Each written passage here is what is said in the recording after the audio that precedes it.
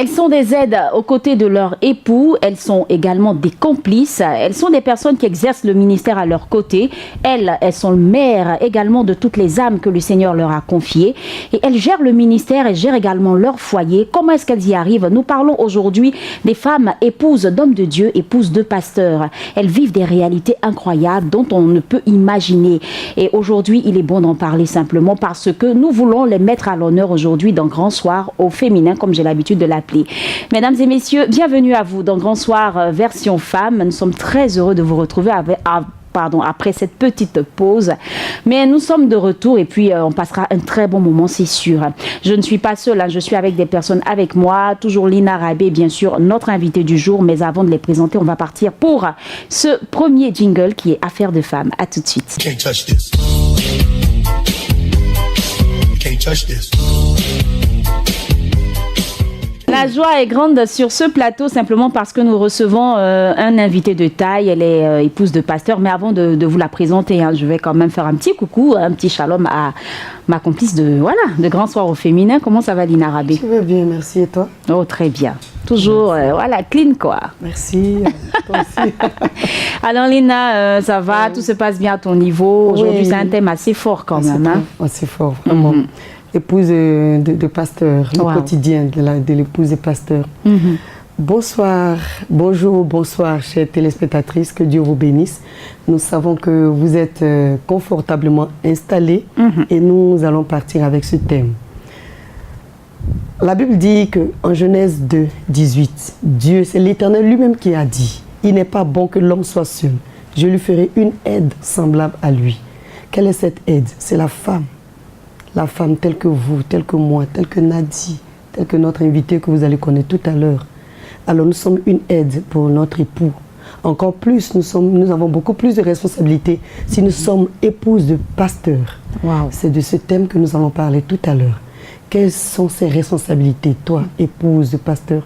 Quelles sont tes responsabilités? Nous espérons qu'avec notre invité Nadie, nous allons apprendre beaucoup de choses, mais surtout n'ayez pas peur. Vous allez avoir de gros secrets, de grandes choses pour vous aider à être efficace dans ce ministère. Parce que c'est un appel. C'est un appel. Et nous faisons un coucou en tout cas à toutes ces femmes formidables qui... moi je dis simplement que c'est un appel, comme tu dis. C'est un appel. Parce que c'est pas évident. Gérer toute une communauté, être aux côtés de son homme qui gère aussi toute une communauté. Et puis avoir les bonnes manières. Et puis savoir donner aussi les bons conseils et tout. Être avisé, veiller à tout. C'est pas évident. Avoir l'esprit perspicace. Oui, shalom en tout cas. Aux autres. À toutes ces femmes de pasteurs. C'est pas facile, mais c'est pas impossible. Bravo. En tout cas, bravo. Chapeau à vous, c'est un appel. Nous, notre appel est tout aussi différent. Voilà, donc on reçoit aujourd'hui l'évangéliste Annick Mensa avec beaucoup de plaisir, toujours belle. Comment ça va? Ça va bien, par grâce de Dieu. Merci beaucoup, madame Evido. En tout cas, c'est nous qui disons merci. C'est nous qui te remercions simplement parce que c'est pas évident de déplacer une épouse de pasteur. Parce que là, même tout de suite, elle a culte encore. Voilà, donc là, on va juste la retirer un peu parce qu'on a besoin de savoir réellement ce que vous vivez, ce que vous traversez en tant que femme de pasteur. Est-ce que c'est facile?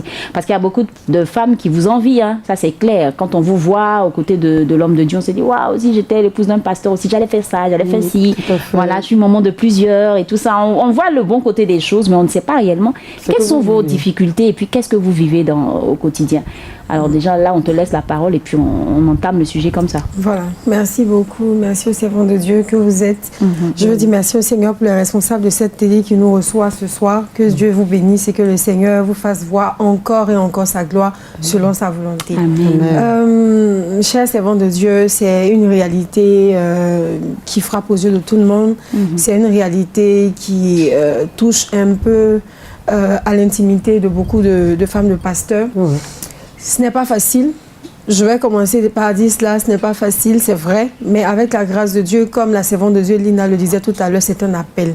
Et qui parle d'appel, quand Dieu donne la vision, j'aime à le dire tout le temps, quand Dieu donne la vision, il apporte également la provision. Quand on parle de provision, on ne parle pas seulement de biens, de finances, on a aussi la provision qui nous donne d'avoir un caractère, un comportement, des aptitudes et des attitudes qui vont donner à l'épouse de pasteur de pouvoir bien et mieux gérer son ministère auprès de son époux. Donc je voudrais déjà signaler qu'on a deux types de femmes de pasteurs. qu'on peut rencontrer, on peut en avoir un peu plus, mais on a déjà celle qui est auprès d'un leader, donc fondateur d'une œuvre spirituelle chrétienne. On a également une femme, une épouse de pasteur, peut-être que son pasteur est assistant ou représentant d'une église ou d'un ministère quelque part, ou qui travaille avec un leader à la base. Donc pour ces femmes de pasteurs dont les épouses sont déjà leaders, c'est pas facile du tout. Parce qu'à la base, on va parler de sacrifice.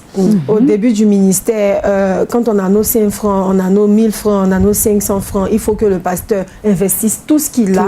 Et quand on dit qu'il investit tout ce qu'il a, pour celui qui est vraiment, je veux dire, dans son appel et qui sait que la femme que Dieu a mise auprès de lui, elle fait partie de son appel, va également insérer cette femme-là, va également lui octroyer ou du moins lui expliquer la vision à laquelle il était appelé, l'impliquer dans le ministère. Donc ça veut dire que non seulement le pasteur va se sacrifier lui-même, il va sacrifier également l'épouse, il sacrifie même les enfants. Et il y a tellement de choses qui rentrent en ligne de compte. Donc on va acheter les chaises, on va acheter la chair, on va louer le lieu de prière, on va quand on va au culte, pour la décoration, tous les éléments pour la décoration. Par rapport au temps, on a un sacrifice au niveau du temps, on a un sacrifice au niveau des finances, on a un sacrifice à tous les niveaux. Mais on dit que quand Dieu t'appelle, il te donne la provision et tout, c'est pas le cas? Oui, je veux dire, la Bible déclare qu'en Genèse, au chapitre 1, au commencement, Dieu créa les cieux et la terre. Au verset 2, la terre était informe et vide. Informe et vide. Donc quand ça commence à s'informer. Oui, à tous les niveaux, c'est informe et vide. Wow. Et Dieu lui-même, dans sa façon de faire les choses, fait exprès de commencer toute chose avec l'humain à qui il a confié sa vision. Comme il a fait également pour le monde, tout est informe et vide. Tout à fait. On construit en fait, on bâtit. C'est avec le rien qu'il bâtit. Justement. C'est avec le rien. C'est avec le rien. Voilà, quand on bâtit avec Dieu. Donc le pasteur, l'homme de Dieu, doit savoir que c'est un début, c'est un commencement. On a beaucoup d'hommes de Dieu qui savent commencer avec leurs épouses. C'est la suite qui devient un peu compliquée. C'est ça. Oui, parce que la suite, c'est quand Dieu commence à bénir, est-ce qu'on donne la place qu'il faut à la servante, à son épouse? Qui était là au départ. En parenthèse, celle avec qui on a galéré.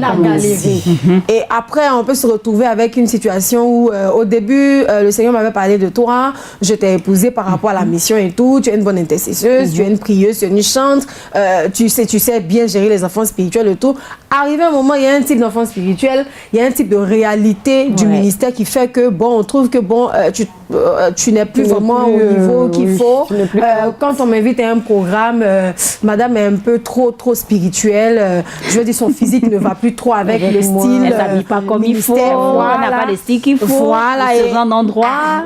Le sacrifice continue. J'imagine.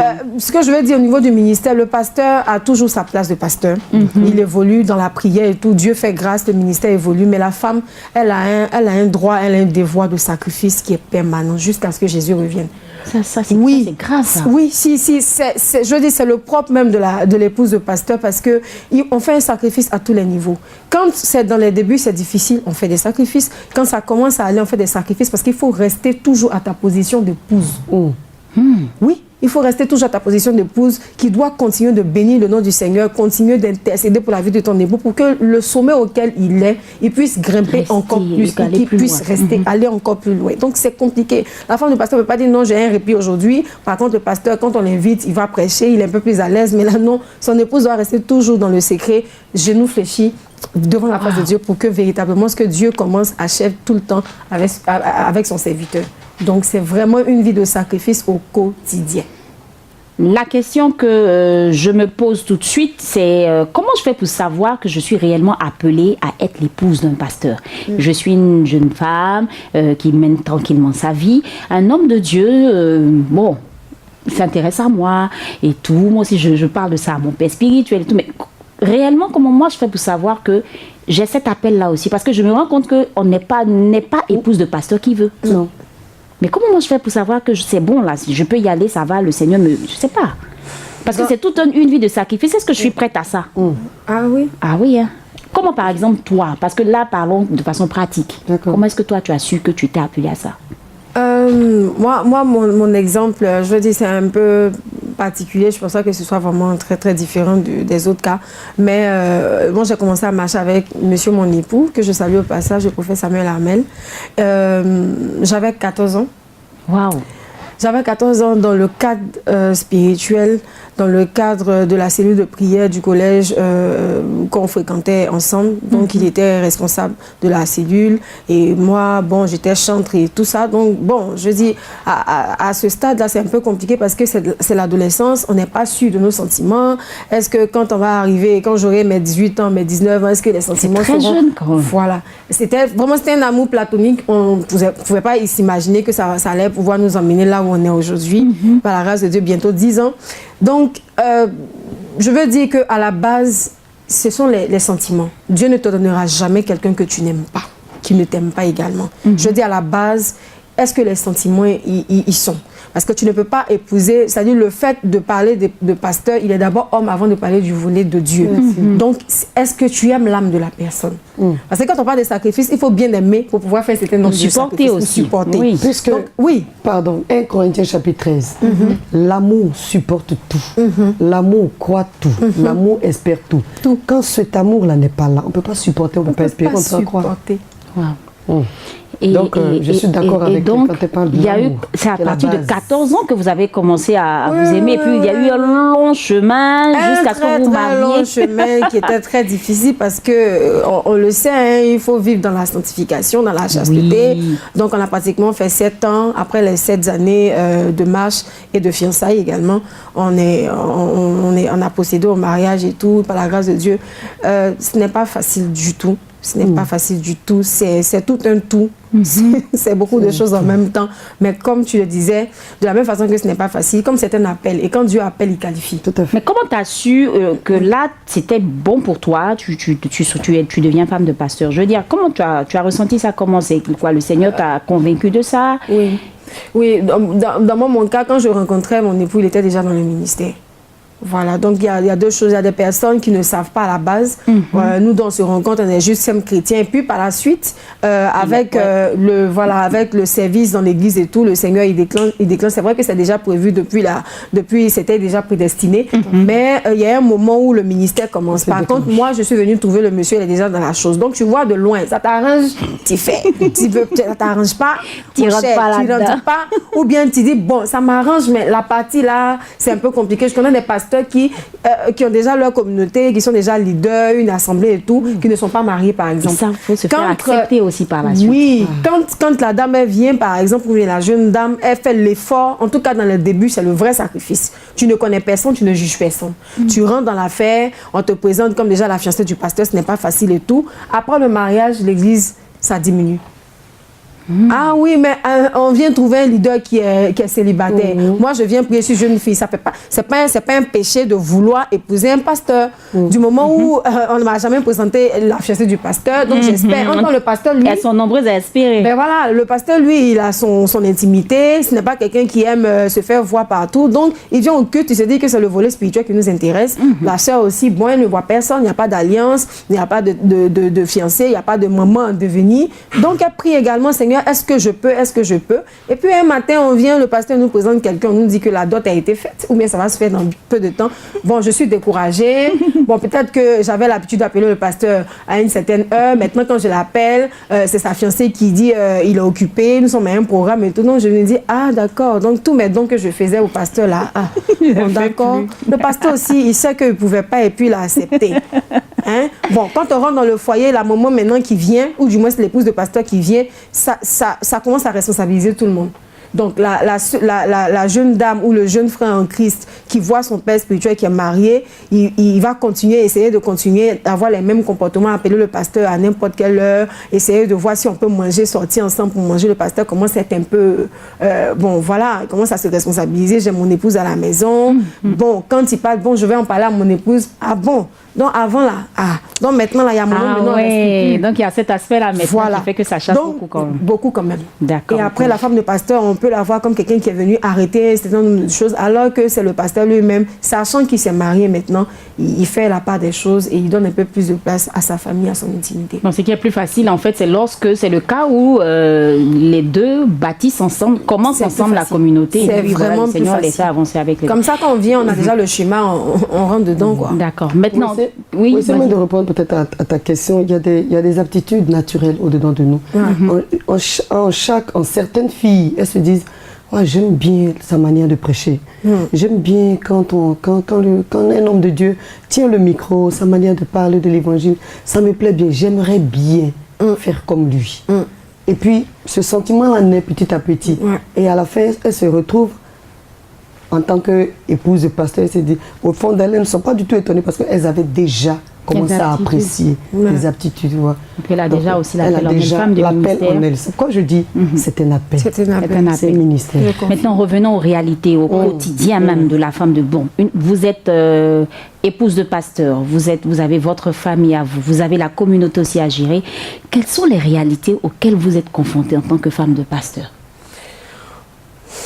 Et si je veux même qu'on parle de ce que nous ne savons pas. Oui. Ce qu'on sait, bon, c'est la femme du pasteur, elle doit gérer la communauté, elle doit encadrer les femmes, elle doit faire ceci, elle doit faire cela. Mais quelles sont les réalités qui sont vraies, qu'on ne sait pas? L'une des choses qui est éprouvante, pour nous, c'est le fait de, comme la servante de Dieu le disait, c'est au niveau du caractère. On critique tout chez la femme du pasteur. On critique tout, on parle de tout, son habillement, sa façon de faire. Si au culte, quand papa prêchait, elle a dit quelque chose, elle a souri. Elle a souri parce que quand papa parlait, elle savait que c'est de moi qui parlait. Ils ont l'habitude de parler de moi à la maison, au culte. Quand papa dit tout le monde se tient debout, quand maman est assise, ça veut dire qu'aujourd'hui, ils se sont un peu chamaillés à la maison. Wow. Ah, maman, elle est venue aujourd'hui. En tout cas, elle est chaude comme ça. On dit louange, elle danse, on dit adoration, elle est dedans. Mais là, aujourd'hui, là, c'est que c'est facile. On dirait que ça va chez eux. Après le culte, on vient te demander, ah, maman, ça va. Alors que tu as un petit bobo, par exemple, tu as des migraines, pas forcément des problèmes avec ton époux et c'est un peu compliqué. La deuxième des choses, c'est la gestion des enfants spirituels. Moi, je ne conseille pas à un pasteur d'héberger un enfant spirituel. Je le dis haut et fort à qui veut l'entendre parce que ça crée beaucoup de situations compliquées. Pourquoi? Parce que je vois le pasteur en pantalon le dimanche, son épouse est bien habillée. À la maison, je le vois dans son t-shirt, je le vois dans son short, je vois ses poils. Je vois comment il mange à table. Je vois un certain nombre de choses. Donc quand j'arrive à l'église qui commence à prêcher, je commence à le démystifier. Ben voilà. Surtout quand papa, il y a eu un sujet de causerie qui a un peu duré, ou bien on a essayé, on est rentré un peu dans les chamaillements et que maman a dit un certain nombre de choses, automatiquement j'arrive à l'église, ah, maman a dit la dernière fois que à papa que tant, donc tout ce qui se passe à la maison se retrouve dehors. C'est difficile. Bon, il y a des moments où papa doit prendre une décision par rapport à une situation, les sous-disciplines par exemple, telle personne n'est pas à son poste, il faut que je lui dise 2 mots, maman va le calmer à la maison. Mais il arrive, c'est qu'il a dit à maman a essayé de régler là. Il a dit à maman, j'ai compris, quand il arrive à l'église, il fait. Bon, toi en tant que la femme de pasteur, quand tu soutiens, de toute façon elle a dit amen à ce qu'il a dit là. C'est elle-même qui l'a soutenu dans cette affaire. Maman devait normalement être celle qui calme la situation. Elle ne devait pas mettre l'huile sur le feu. Mais est-ce que tu sais ce que maman lui a dit à la maison? Est-ce que tu sais ce que maman lui a dit à la maison? Mais non, hein, tout c'est maman. C'est bon, c'est papa, c'est papa. Quand c'est mauvais, c'est maman. C'est compliqué. Et les filles spirituelles, on en parle. Les filles spirituelles, des appels tard la nuit, par rapport au coaching de femmes que je fais un peu sur ma page et tout, il y a une dame qui m'a approchée, qui est épouse de pasteur, qui me disait comme ça que elle était confrontée à un problème, c'est-à-dire que la fille spirituelle passait tout le temps. C'est-à-dire qu'elle a des crises ou bien elle a des problèmes uniquement à partir de 22h.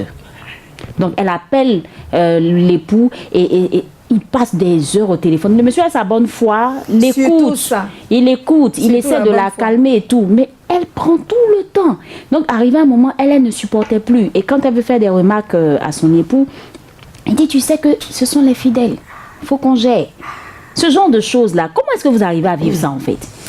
Oh, c'est une question d'éducation déjà à la base, une question d'éducation et puis de savoir vivre. Excusez-moi, mais un pasteur qui se retrouve, je dis, avec le discernement, on peut savoir si maintenant on commence à faire semblant ou bien on essaie d'embêter quelqu'un et tout ça. Ça arrive qu'on nous appelle à des heures tardives, mais moi je prends mon exemple, mon époux fait l'effort quand même de pouvoir dispatcher au niveau du coaching.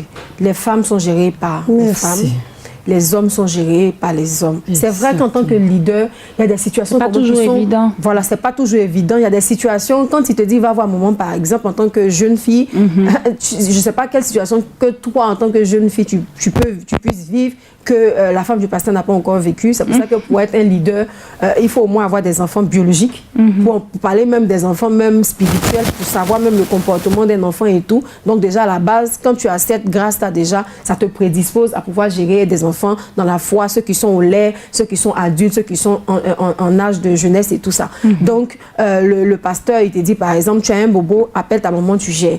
Quand moi, en tant qu'épouse de pasteur, je sais que le niveau spirituel auquel on est arrivé, j'ai essayé et je suis convaincue que là, c'est le leader. En fonction de l'alliance du père spirituel de l'Église qui doit intervenir, il intervient. Mais je recommande cette âme-là à mon mari, qui est le père spirituel, qui est mon père spirituel également, qui est le père spirituel de toute la maison. Donc, il me l'a recommandé parce qu'en tant qu'épouse, en tant que femme, en tant que mère, je peux essayer de comprendre la situation de cette jeune dame qui est aussi femme comme moi. Donc, après, si je vois que ça dépasse, je ne vais pas dire mes compétences, parce que c'est le Saint-Esprit en nous qui fait toutes choses. Et je recommande cette personne à l'homme de Dieu pour dire, ah papa, tu me l'as confié, mais là, je trouve que, je pense que ton ministère doit maintenant agir je veux dire, sur la vie de cette sœur ou bien dans cette situation, dans tel domaine. Voilà. Donc, avec beaucoup de sagesse, je pense que l'homme de Dieu peut arriver. Vous savez, il y a des personnes, des hommes de Dieu qui, c'est pas facile de gérer, comme vous l'avez dit tout à l'heure, c'est pas facile de gérer parce qu'on est tout le temps, on est tellement vu, donc le fait qu'on nous appelle et tout ça. À un moment, on oublie qu'on a une famille. Quand on t'appelle, on n'appelle pas ton épouse. Donc, elle n'entend pas ce que toi tu entends, elle ne voit pas ce que tu vois. Ah oui, donc, il y a des hommes de Dieu, quand ils finissent au téléphone, il faut faire participer. Ah chérie, tu vois, tout à l'heure j'étais au téléphone, voilà ce que telle personne a dit, on n'a pas la science. Oui, mais il y a le fait aussi que c'est comme les médecins, ils doivent garder aussi le secret. C'est ce que j'ai dit. Donc ça aussi, vous vivez ça? Beaucoup. Ah, il t'en parle pas? Non, mais sérieux, c'est vrai ce qu'elle a dit tout à l'heure, je suis d'accord avec elle. Quand elle parle de la base, la base c'est quoi? C'est de savoir, tout dépend de l'appel. D'abord l'appel, c'est un ministère, c'est un appel. Alors, à ce niveau-là déjà, l'homme de Dieu doit savoir que mon épouse est apte à gérer la femme, en tant que femme d'abord, en tant que mère. Donc, elle connaît les réalités d'une femme. Alors, dans ce cadre des choses, comme ça on dit, dans ce cas de figure, elle saura exactement comment répondre à un besoin spécial, à un besoin spécifique de cette dame ou de cette fille spirituelle qui est en face d'elle. Tu comprends?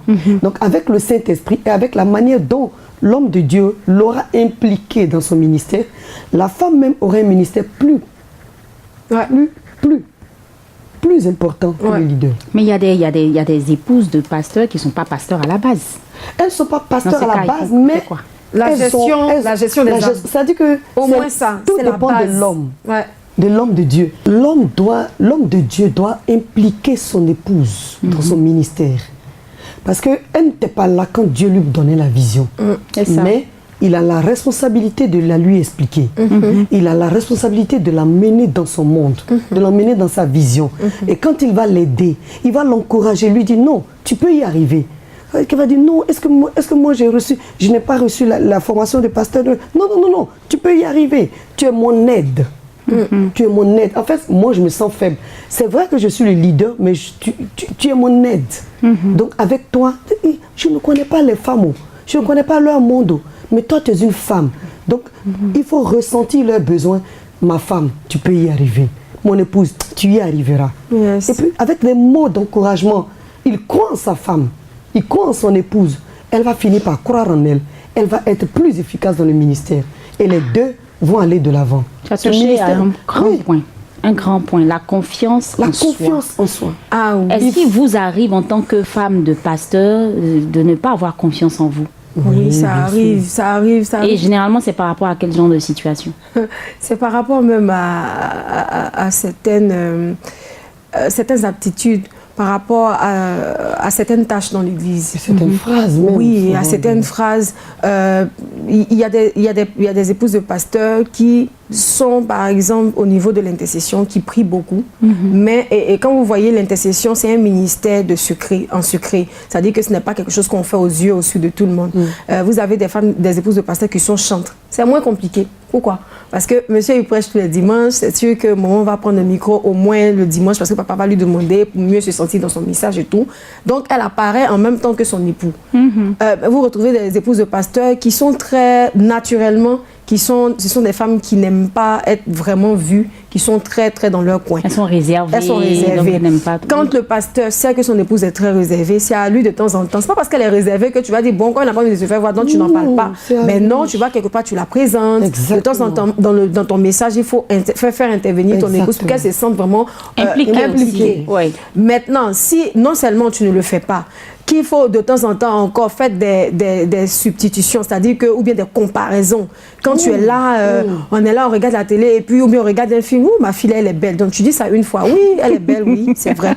Bon, quand tu demandes, elle est belle par rapport, mais ça s'habille très bien. Bon, quand tu regardes ton style, et le style de la fille. Un jour même, tu as essayé de lui dire, papa, si tu n'aimerais pas que je me mette un peu souvent en pantalon avec de longues tuniques au moins, c'est-à-dire de façon, je porte mon pantalon comme une femme de pasteur et tout. Non, tu sais, pour la vision du ministère, les pantalons, il faut, en tant qu'épouse de pasteur, les autres peuvent le faire, mais toi, non. Mais tu apprécies femme qui porte pantalon. Moi, je ne comprends pas la partie du film. Je ne comprends pas. Waouh, c'est pas facile. Et donc là, du coup, vous avez du mal à avoir confiance en vous-même. Oui, il y a des femmes de pasteurs qui cherchent à plaire même à leur mari. On a l'impression qu'elles luttent même. Elles sont frustrées. Mais il est toujours en train d'admirer tout ce qui se passe. Il dit que la dépigmentation, je dis n'importe quoi, n'est pas une bonne chose et tout. Bon, moi, je veux essayer quand même qu'elle fait un peu, elle nettoyer un petit gommage. Oui, quand même. Non, ça, c'est pas un truc. Mais celle-là que tu marches tous les jours, qui attrape ton sac. Et tu apprécies son teint. Elle-même, là, les quintos, là, même, c'est pas bon, même. Ça dit, c'est visible. Michael Jackson en action. Mais elle est là à côté de toi. Mais quand c'est pour moi, là, tu trouves que non, il y a quelque chose là. Moi, je comprends pas. Est-ce que ça vous arrive d'être jalouse?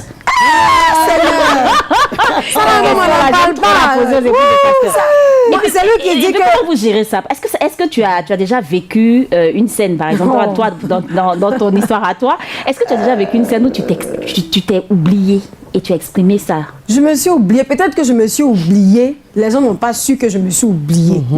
Parce que quand tu n'as pas l'habitude de le faire, le jour que ça arrive, on se dit, bon, peut-être qu'ils ont eu une histoire à la maison, donc elle n'a pas su gérer. Alors que c'est parce que je suis là, on ne me voit pas. C'est ça. Hein? On ne me voit pas, je suis à côté, là, on ne me voit pas. On allait une fois à un programme de prière, et puis, quand on est arrivé, le groupe musical ne maîtrisait pas la chanson du pasteur et tout, de mon époux. Mais au moins, il faut me faire gagner un point. Tu m'appelles.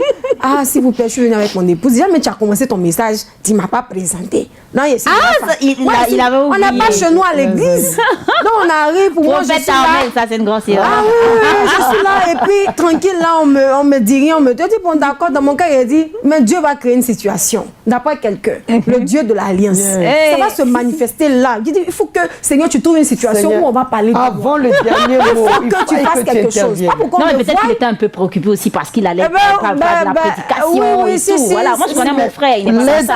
Ça peut arriver, ça peut arriver. Puis on était là et puis il chante la chanson, ça passe pas. Ah bon, hein? Maintenant il insiste, dans mon cas il dit, mais tu continueras d'insister, ça ne passera pas. Il faut que l'onction se déclenche pour que ton ministère soit, alors que je suis là, l'aide est là. L'aide même chante. Bon, mais appelle l'aide. Je suis là, moi aussi je suis inspirée, je ferme les yeux dans mon cœur, je dis, Seigneur, qui m'appelle? Qui m'appelle? On n'est pas chez nous à l'église, il faut qu'on sache qu'il est venu avec quelqu'un.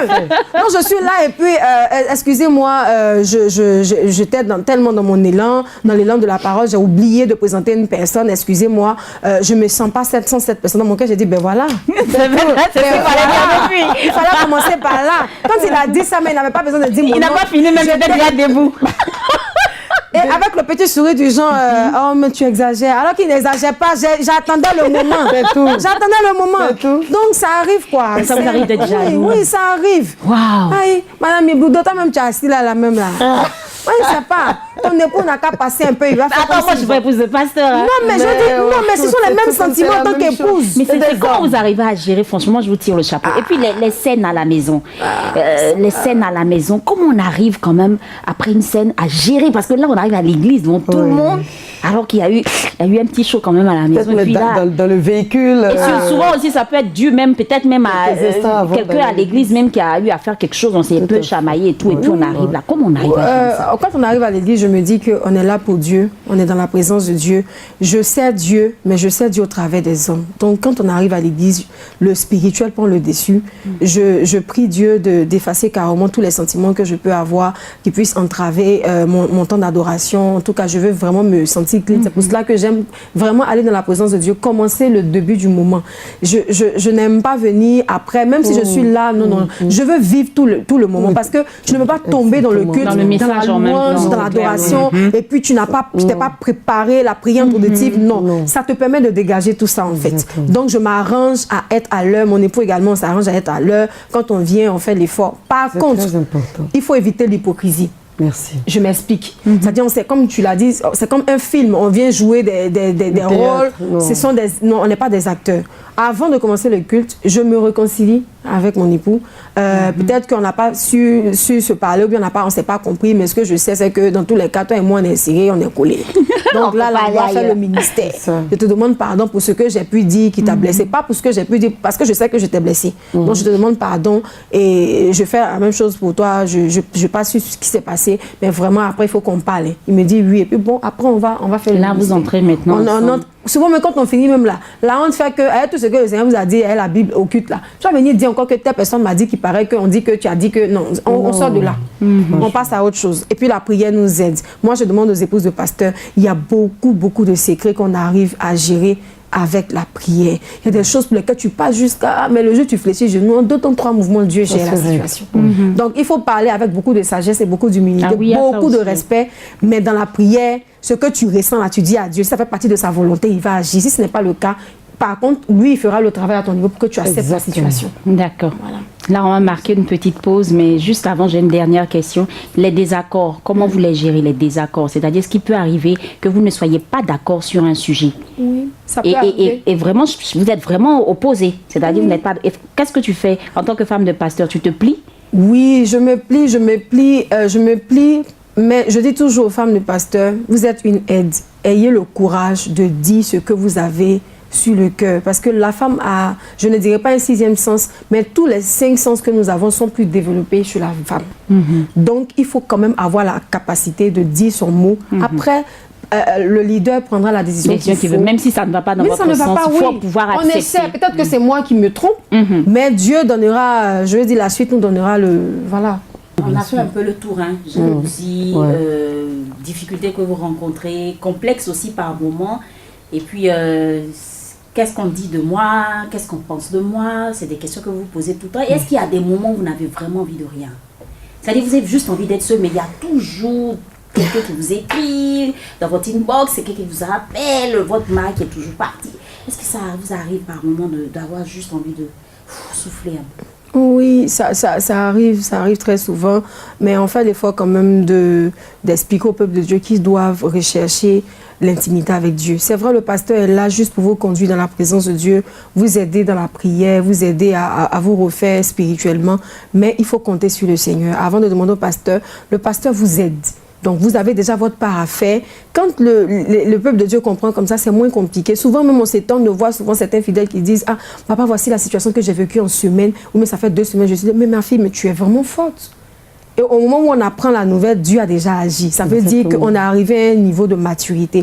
Mais quand vous êtes dans une communauté où le pasteur doit ramener tous les fidèles à lui, c'est compliqué après. Parce qu'au début, c'est un peu plus intéressant et tout, mais après, tu te rends compte que tu n'as plus de vie et tout. Donc, on enseigne le peuple de Dieu véritablement à se rapprocher de Dieu, à être mu spirituellement. Et le pasteur vient en apport comme un soutien, une aide dans la prière et voilà, dans tout ce qui nous concerne, quoi. Et voilà. Les enfants dans tout ça, comment est-ce que les enfants vivent ça? Papa qui est toujours parti, papa et maman qui sont aussi tout le temps partis. Voilà, papa et maman qu'on n'a pas tout le temps. Comment est-ce que les enfants vivent ça? Est-ce que vous essayez de les impliquer? Est-ce que vous essayez de leur parler de votre ministère? Oui, de temps en temps, c'est vrai. Mais si c'est enfants de Dieu, ça arrive très très souvent. Souvent même là, tout le monde ils sont impliqués, les enfants souvent se mettent à imiter les parents. Quand ils sont en train de prêcher, quand ils sont en train de chanter et tout. Au niveau de l'école, le dimanche, on ne les laisse pas à la maison. Ils viennent également à l'église. Et on leur apprend aussi à être aussi des leaders. C'est vrai, vous êtes à l'école de dimanche, mais sachez que vous avez quand même une place importante dans le ministère de votre papa, de votre maman. Donc, vous devez être des personnes de modèle, des enfants de modèle. Si vous avez des difficultés, remontez ces difficultés, pas faire des critiques, pas venir faire des racontats, mais plutôt dans le sens qui va nous permettre de pouvoir aider tous les enfants de l'école de dimanche. Donc, chacun à son poste, on fait l'effort vraiment de les insérer et de vraiment veiller sur leur vie extra-spirituelle. C'est très important. Parce que si papa, on est chrétien et tous les démons sont chassés, que l'enfant, il fait pas grand chose à l'école, ça ne sert à rien. Il n'est plus un témoignage pour nous. Il n'est plus un témoignage pour le peuple de Dieu. Il n'est plus un témoignage pour le Seigneur. Et c'est vraiment compliqué. Ça devient vraiment une peine énorme de voir que spirituellement, il faut gérer des enfants. Si vous venez encore gérer ces enfants biologiques et chercher à les aider encore, c'est un peu compliqué. Comment par exemple, j'ai une question. Comment vous faites quand les enfants vous présentent, par exemple, des besoins? Papa, j'ai besoin d'acheter ceci. Papa, maman, j'ai besoin d'acheter cela. Comment est-ce que vous les gérez? Qu'est-ce que vous leur dites? La première des choses, c'est pourquoi. Tu en as besoin, c'est pourquoi. Il va donner la motivation. Si on trouve que c'est bon ou pas bon, déjà, on va dire, ok, on met en prière, mais déjà, demande le prix, on va voir ce qu'on peut faire. Dans tous les cas, Dieu va permettre. C'est cette phrase-là que je vois. On met en prière. Oui, on met en prière. Il faut emmener l'enfant à comprendre que nous demandons tout à Dieu. À Dieu. À Dieu. Oui. En tout cas, moi, je tire le chapeau. Franchement, épouse de pasteur. Mais c'est pareil, parce que toi, tu es tout le temps à la télé, donc je me dis que avec maman Rabé, c'est pareil. Mais c'est pas la même réalité que vous. C'est pas toute une communauté. Vous gérez qu'il y a l'image sur laquelle il faut veiller. En tant que présentatrice, on te voit à la télé, donc il y a une image à véhiculer, il y a un comportement à avoir et tout. Mais en dehors de ça, on n'a pas une communauté à gérer comme vous quand même. Oui, c'est tout comme. C'est tout comme. Vous êtes des modèles. Il y a des personnes qui disent j'aime bien la façon dont maman Rabé a mis son sautoir là. J'aime bien aussi la veste de. Il y a quand même beaucoup de trucs. Ben oui, ça oui. C'est une émission. Oui, les réalités d'une présentatrice télé. Oui, voilà. Donc, c'est vrai. Tout est question de l'appel. On te dit, la coiffure que tu avais faite la dernière fois, en tout cas, ça ne nous a pas plu. Mais l'autre coiffure là, cette coiffure là te va mieux. Ça bien animé. Non, la dernière fois, tu as dit, mais pourquoi tu parles trop comme ça? Franchement. Mais franchement. Quand tu parlais, apparemment, pourquoi tu souris trop? Il y a trop de. On peut se sentir aussi fustigé aussi. C'est évident. Et puis, quand tu plais à des personnes, il faut rester aussi dans. Sinon, là, la moindre erreur, la moindre faute est condamnable. Ce que nous devons faire, je dis, dans ma vie, mon seul sujet de prière, c'est que toutes nos actions, toutes nos manières de faire, notre comportement, ne doit pas être une émotion de l'instant, mais un impact pour l'éternité. Alléluia. Ça, c'est une belle pensée. Tu me donneras cette pensée après. Merci. Il faut qu'on l'écrive quelque part. C'est très bien dit. Femme d'impact, c'est important. Alors, servante, on va juste te demander de donner des conseils à toutes ces personnes qui nous suivent. Il y a parmi ces personnes des femmes qui hésitent à donner leur accord pour devenir maman pasteur, parce qu'elles voient les réalités que vous vivez. Et puis, il y en a aussi qui se disent, oh, c'est merveilleux. Voilà quoi. Et puis, aujourd'hui, elles t'écoutent et puis elles se rendent compte que, attends, c'est pas ce que je pensais. D'accord. Quel conseil tu peux leur... Déjà, je vais demander aux aspirantes de vraiment se laisser modeler par le Seigneur, transformer. C'est déjà ça. Parce que vous êtes des aides. Si en tant qu'aide, vous avez des carences, c'est vrai qu'on n'est pas parfait, mais il faut que vous ayez moins de carences, moins de carences. Voilà. Il faut que vous recherchiez véritablement avoir les attitudes et les aptitudes que le Seigneur voudrait que vous ayez la nature de Christ. Amen. Que avant de poser une action ou dire quelque chose, faire quelque chose, que vous vous demandiez si Jésus était à ma place, qu'est-ce qu'il aurait fait? Amen. D'abord ça. qu'est-ce qu'il aurait fait. Et ensuite, priez pour votre époux, priez pour la vision, même si vous n'êtes pas encore marié, priez. N'attendez pas à la veille du mariage pour commencer à vous faire des jeûnes à non point fini. Ça commence depuis les fiançailles. Des veillées de prière. Des veillées de prière. Moi, avec les 7 ans que j'ai passé avant de rentrer dans le mariage, chaque jour que je faisais, je priais pour que véritablement Dieu me donne la capacité jusqu'à la dernière minute. Tant qu'on ne nous a pas encore bénis, beaucoup de choses peuvent se passer. Que le Seigneur me montre la personne qu'il est, que je me montre également à cette personne, que véritablement le Seigneur nous donne d'être un et de pouvoir surmonter et surpasser tout ce qui pourrait arriver dans la suite. C'est Jésus seul qui est le socle de cette relation, qu'il soit au début et à la fin. Et Emmanuel, il demeure avec vous tout au long de ce ministère terrestre. Que Dieu vous bénisse. Amen. Ma dernière question, ça c'est la toute dernière question. Parce que là, ça m'est revenu à l'esprit. Moi, si j'ai un souci, je parle à ma mère spirituelle. Mais toi, qui mère spirituelle, tu parles à qui? J'ai ma mère spirituelle également. Ça, c'est un problème. Et c'est on est à coup d'idées, on est à coup de conseils quand on pense qu'on est arrivé. Donc, parce qu'il y a des situations même que certaines personnes nous exposent qu'on n'a même pas encore vécues. Donc, il faut se référer également à nos parents spirituels. Il faut se référer également aux dévanciers, au pasteur aussi qui est aussi auprès de. Peut-être qu'il a vécu ça d'une autre manière. Il pourra vous aider. Mais surtout, en tant que femme, il faut avoir également aussi un modèle de femme, une figure maternelle à qui il faut se référer. Oui, on a des mentors. Des mentors, voilà. Ça, oui. Pas beaucoup de parents spirituels. Non. Un parent spirituel, je dis des différentes figures paternelles et maternelles. Et puis beaucoup de mentors. Le mentoring, ça aide également souvent, très très souvent. Voilà. Amen. Voilà. Merci beaucoup à Lina Rabé, notre complice pour cette émission, notre chroniqueuse, je dirais chérie Coco. Voilà, et puis merci beaucoup à la servante qui est venue, qui était là avec nous, qui nous a donné de très très très bons conseils. Oui. Nous ne sommes pas épouses de pasteur, hein, mais on voit un peu ce qui se passe, mais là franchement tu as un peu déroulé le tapis comme ça sur tout ce que vous vivez comme réalité. Que Dieu te fortifie, qui te donne d'aller plus loin. Amen. Et puis voilà, tu es chambre de l'Éternel. Nous on va terminer avec une belle mélodie. Quand même. Pourquoi pas. Voilà, donc téléspectatrices, moi je vous dis au revoir. Restez toujours connectés sur Miracle TV+, la télé qui transforme. Ne zappez surtout pas. On se donne rendez-vous mardi prochain. Vous aurez bien sûr toutes ces chroniques que vous avez l'habitude de suivre. Mais aujourd'hui, c'est spécial. On a voulu faire un clin d'œil à toutes ces femmes de pasteurs. On va terminer avec la capella. Donc, Lina, on se retrouve mardi prochain. D'accord, ok. La capella. Merci à toute l'équipe qui était en place. Alors, juste la capella. Et puis voilà, Cramo qui me dit au revoir. Au revoir également à Linda Tepi. Au revoir à la réalisatrice Nadège Ouattara. Et puis le chef de plateau. Waouh, très très forte quoi. Ne partez pas tous, c'est la capella peut vous faire du bien. Dieu qui garde l'alliance, il n'y a point d'autre que toi. Alpha, Oméga, il n'y a point d'autre que toi. Dieu qui garde l'alliance, il n'y a point d'autre que toi. Alpha, Oméga, il n'y a point d'autre que toi. Shalom, shalom, à bientôt, que Dieu vous bénisse, à mardi prochain.